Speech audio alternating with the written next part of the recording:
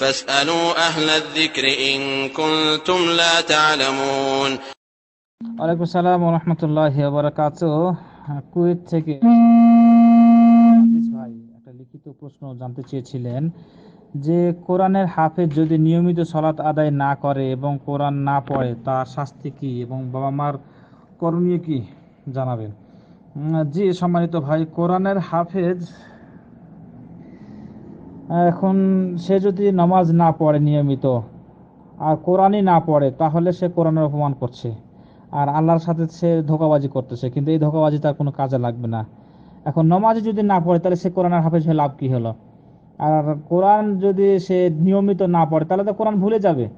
যতই ব্রেনিয়াল হোক আর যতই বড় হাফেজ হোক, যতই তার ব্রেন থাক, নিয়মিত যদি কোনো ব্যক্তি কোরআন না পড়ে তাহলে কোরআন মুখস্থ থাকবে না, মনে থাকবে না। পক্ষান্তরে এই কোরআন তার বিপক্ষে সাক্ষী হবে। কোরআন হেফজ করার পর কোরআনের আমল করলো না, কোরআন মুখস্থ রাখলো না, তাহলে কি আমাদের তার বিপক্ষে সাক্ষী হবে। আর যদি সে নিয়মিত কোরআন পড়ে তাহলে আল কোরআন হজ্জাতুল্লাহ ওয়া আলাইক, রাসূল সাল্লাল্লাহু আলাইহি ওয়াসাল্লাম বলছেন যে তোমার পক্ষে সাক্ষী হবে অথবা বিপক্ষে হবে। তাহলে এই অবস্থায় যদি হয় হাফেজের, তাহলে অবশ্যই তার বিপক্ষে সাক্ষী হবে এবং তাকে জাহান্নামে যেতে হবে, তাকে শাস্তি পেতে ভোগ করতে হবে।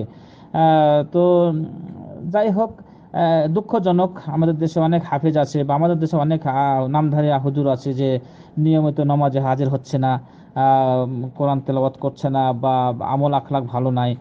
অবশ্যই এটা দুঃখজনক। এর জন্য আল্লাহ তাআলা কাছে কামনা করছে আল্লাহ তাআলা হেফাজত করুক এবং হেদায়েত করুক এবং তাকে নিয়মিত একজন নামাজি বানাক।